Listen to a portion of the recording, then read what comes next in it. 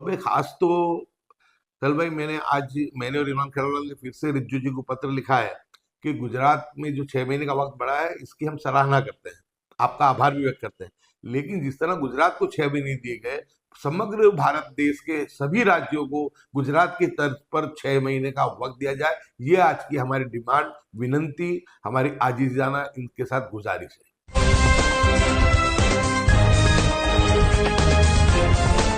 देश और दुनिया की तमाम छोटी और बड़ी खबरों के लिए हमारे चैनल को सब्सक्राइब करना न भूलें और बेल का बटन जरूर दबाएं।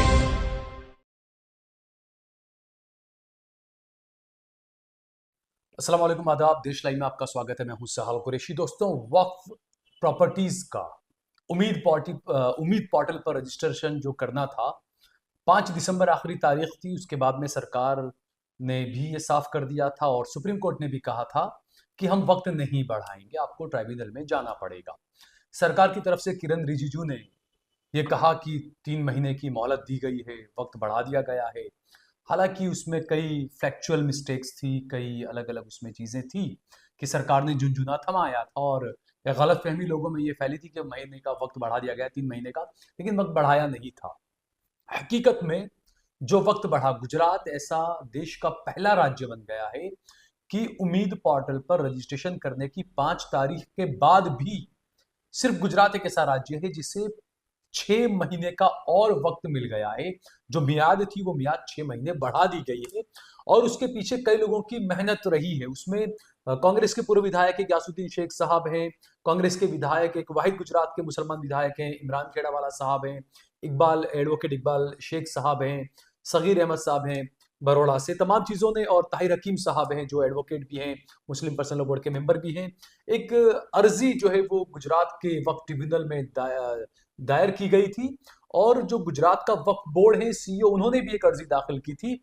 दोनों पर कंबाइन करके सुनवाई हुई और आज जो है वो गुजरात ट्रिब्यूनल ने ये फैसला सुनाया कि गुजरात में जिन लोगों ने उम्मीद पोर्टल पर अपना वक्फ का रजिस्ट्रेशन नहीं करवाया है, तमाम डाटा नहीं दिया है, उन्हें जो है वो 6 महीने का वक्त और दिया जाए।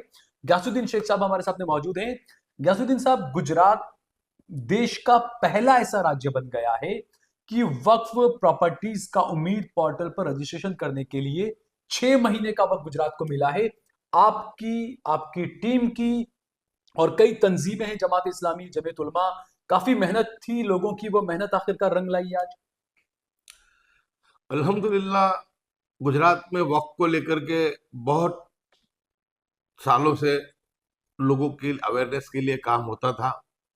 हमने देखा कि गुजरात के कांग्रेस के लीडर इकबाल शेख साहब, मुस्लिम हित समिति, जमीयत उलमा हिंद, मुस्लिम personal law board, Jamaat Islami, दीगर तंजीमें, जैसे हमारे कर्मशील साथी हैं सगीर अहमद अंसारी, से बहुत से लोग इसके लिए कोशिश, मेहनत और जद्दोजहद कर रहे थे। जब ये वक्त करीब आया कि 5 तारीख के दिन जो है उसकी मियाद पूरी हो जाएगी, तो वो बहुत गंभीरता थी, क्योंकि लोगों में से एक सवाल भी आ रहा था कि भाई सर्वर काम नहीं कर रहा है, पोर्टल के ऊपर रजिस्ट्रेशन नहीं हो पा रहा है, बहुत परेशानी है, वक्फ बोर्ड से भी जितना ताउन मिलना चाहिए इतना नहीं मिल रहा है डॉक्यूमेंट प्राप्त करने के लिए। तो उस ये चीज मेरे सामने भी आई हुई थी। तो जब कांग्रेस के माइनॉरिटी डिपार्टमेंट के ऑल इंडिया अध्यक्ष और देश के युवा नेता इमरान प्रतापगढ़ी जी, जो राज्यसभा सांसद भी है, इसी दिसंबर के शुरुआत में ही वो यहाँ पर आए हुए थे माइनॉरिटी के कार्यक्रम में, उस वक्त में उनको मैंने कहा था कि इमरान भाई, जिस तरीके से वक्त का जब अमेंडमेंट बिल आया और 232 सांसदों ने, कांग्रेस और इंडिया गठबंधन के सभी सेक्युलर दलों ने जब जब करके उसका विरोध किया था, उसकी मुखालफत की थी, उसी तरीके से उस स्तर पर फिर से करना पड़ेगा, क्योंकि अपने यहाँ पर जो है पार्लियामेंट भी शुरू होने जा रही है। तो उन्होंने कहा कि नहीं, जरूर से जो भी मुद्दे हैं आप मुझे भेजना।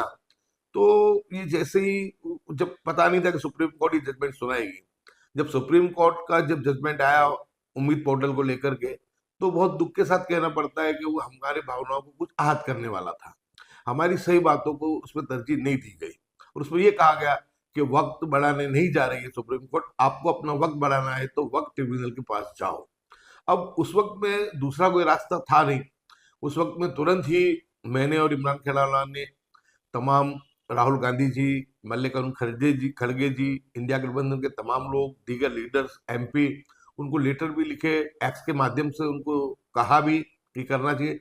पर्सनली मैंने टेलीफोन करके इमरान प्रतापगढ़ जी से, मोहम्मद जावेद साहब से, तारिक अनवर जी से, सलमान खुर्शीद साहब से, इमरान मसूद साहब से और एमपी नासिर सिंह जी, सबसे हमारे सीनियर लीडर हैं, उन सबसे भी बात की कि भाई इसके मामले में किया जाए। और फिर हाईकमान को ध्यान दिलाने के लिए हमने शक्ति सिंह गोहिल, जो गुजरात के नेता भी हैं और हमारे राज्यसभा सांसद भी, उनसे भी कहा कि आप हाईकमान तक ये बात को पहुंचाएं कि इशू जो है बहुत ही जल्द है और इस पर तुरंत ही पार्लियामेंट में आवाज उठानी पड़ेगी। तो अल्हम्दुलिल्लाह पार्लियामेंट में हमारे सांसदों ने जो थी वो आवाज उठाई। सांसदों का भी हम आभार मानते हैं, राहुल जी का और खड़गे जी का भी आभार मानते हैं, सेक्युलर दीगर दल है, अखिलेश यादव सहित, उन सबका भी हम आभार मानते हैं कि सबके सांसदों ने पार्लियामेंट में भी आवाज उठाई। और जो माइनॉरिटी अफेयर्स मिनिस्टर हैं किरण रिजिजू जी, उनके सामने सब सांसदों का डेलीगेशन गया और उन्होंने जाके अपने प्रश्नों को पेश किया। उसका असर ये हुआ कि एक दबाव ये बना कि किरण रिजिजू जी को मीडिया के सामने आना पड़ा और आकर के उन्होंने ये बात कही कि जो बहुत कंफ्यूजन वाली थी बिल्कुल। कि क्या होने जा रहा है, क्योंकि उसमें कुछ जो था सही तरीके से पता नहीं चल पा रहा था। कुछ लोगों ने उसका प्रेडिक्शन ऐसा भी निकाला कि 3 महीने का वक्त मिल गया, लेकिन ऐसा नहीं था। फिर जब किरण रिजिजू जी आए तो उन्होंने ये कहा कि सुप्रीम कोर्ट का इसमें आदेश है, उसका हम लोग ओवररूल नहीं कर सकते और वक्त ट्रिब्यूनल के पास वक्त है और सुप्रीम कोर्ट ने भी वक्त ट्रिब्यूनल के पास जाने के लिए कहा है। तो जिनको भी वक्त बढ़ाना है वो वक्त ट्रिब्यूनल के समक्ष जाएं। हम भी सहानुभूति रख के आपको वक्त ट्रिब्यूनल और वक्त बोर्ड मदद करे, ऐसा हम भी प्रयास करेंगे। तो कुछ लचक जो थी उसमें हमको दिखी पहली मर्तबा कि कुछ पॉजिटिव बात छोटी मोटी भी हमारे सामने आई। अब जब ये बात आई तो लोगों को ये था कि अभी तो बहुत सब मामला बाकी है और ये बहुत परेशानी के मामले हो जाएंगे। उस वक्त में फिर से मैंने और इमरान खेड़ावाला ने किरण रिजिजू जी को भी पत्र लिखा, गुजरात के मुख्यमंत्री भूपेंद्र पटेल साहब को भी लिखा, गुजरात वक्फ बोर्ड को भी लिखा और गुजरात वक्फ ट्रिब्यूनल को भी लिखा और कहा कि कम से कम गुजरात में 6 महीने का वक्त बढ़ाना चाहिए। और उसी तर्ज पे जो था, हमसे पहले हमारे जो मुस्लिम पर्सनल लॉ बोर्ड के जो सीनियर सदस्य हैं, एडवोकेट हाईकोर्ट के सीनियर हैं ताहिर हकीम साहब, उन्होंने जमीयत उलमा हिंद बड़ौदा, मुफ्ती इमरान साहब, सगीर अहमद साहब अंसारी जो कर्मशील आगेवान हैं, उनकी जानिब से उन्होंने एक याचिका भी वहां पर लगाई और वक्फ बोर्ड से और वक्फ ट्रिब्यूनल से कहा कि हमारी बात को सुना जाए और 6 महीने का वक्त बढ़ाया जाए। बात तो ये हुई कि जिस तरह समाज एकदम से बाहर आया, लोग जागरूक थे, लोग बाहर आए, लीडर्स बाहर आए, तो गुजरात वक्फ बोर्ड जो है जिसके अध्यक्ष हैं हमारे मोहसिन लोखंडवाला साहब, उसमें हमारे सदस्य गुजरात के एकमात्र विधायक इमरान खेड़ावाला जी भी हैं। बहुत पॉजिटिव सकारात्मक तरीके से वक्फ बोर्ड ने भी अपना एक ठहराव करके वक्फ ट्रिब्यूनल के सामने रखा कि 6 महीने वक्त बढ़ाना चाहिए। हम उसके लिए गुजरात वक्फ बोर्ड का भी हम आभार मानते हैं, अध्यक्ष का भी आभार मानते हैं, इमरान खेड़ावाला जी का भी आभार मानते हैं। और जिस तरीके से फिर ये आज ये वक्त बढ़ करके आया तो बहुत हमको खुशी हुई कि गुजरात के अंदर जिस तरीके से वक्त को लेकर के हमारे एडवोकेट इकबाल शेख साहब जो कांग्रेस के सीनियर लीडर हैं, वो बहुत अरसे से, मैं मानता हूँ पिछले 4-5 सालों से वो मुस्लिम समाज को वक्फ जायदादों के बारे में अवेयरनेस के कार्यक्रम करते थे।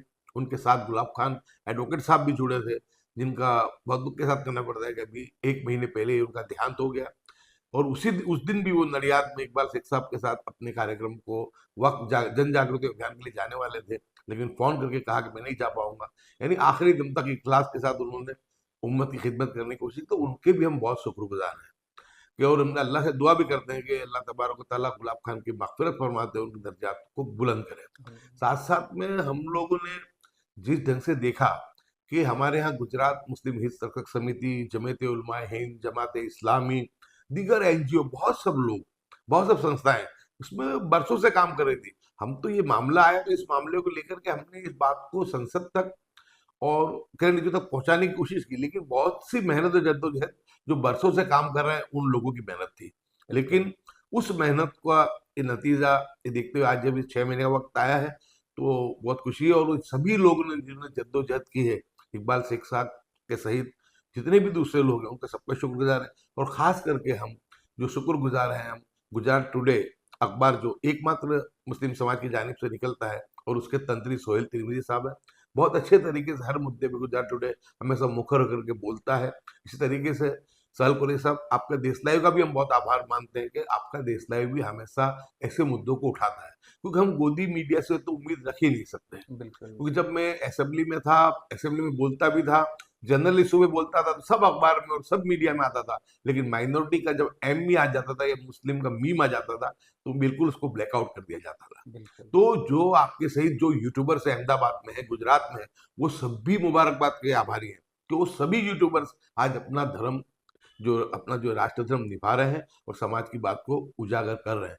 तो मैं राहुल गांधी खड़गे जी के साथ साथ तमाम सांसदों का शुक्रगुजार अदा करते हुए, तमाम तंजीमों का शुक्र अदा करते हुए, मैं और इमरान खेड़ावाला यही अपील करते हैं कि सभी लोग अब बगैर वक्त गंवाए, जरा भी सुस्ती बताए बगैर, जब इतनी बड़ी अल्लाह की नेमत हमको मिली है कि हमको 6 महीने का वक्त मिला है, 6 महीने का इंतजार ना करें।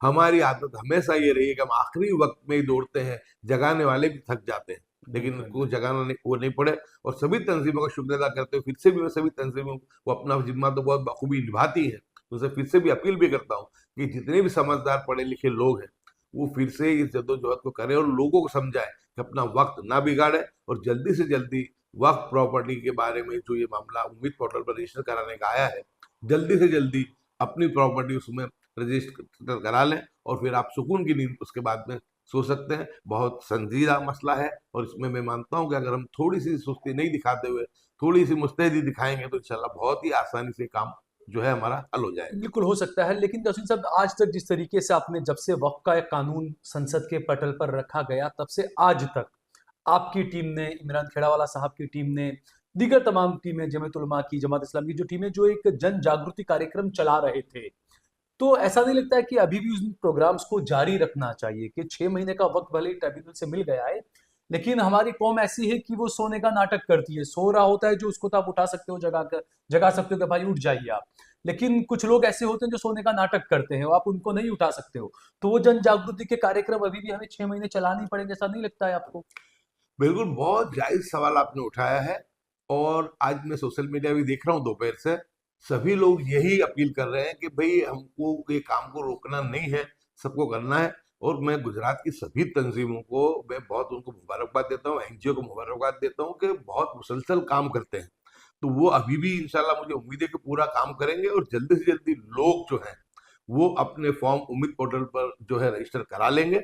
ये मैं उम्मीद भी रखता हूँ और अपील भी करता हूँ कि हम सब मिलकर के जन जागृति का जो अभियान है उसको चालू रखें, और हम लोग वाहे सुस्ती दिखाए हुए जल्दी से जल्दी हम लोग जो है अपनी प्रॉपर्टी को उम्मीद पोर्टल पर रजिस्टर करा लें। ठीक है, बहुत बहुत शुक्रिया आपसे बातचीत करने के लिए आपका।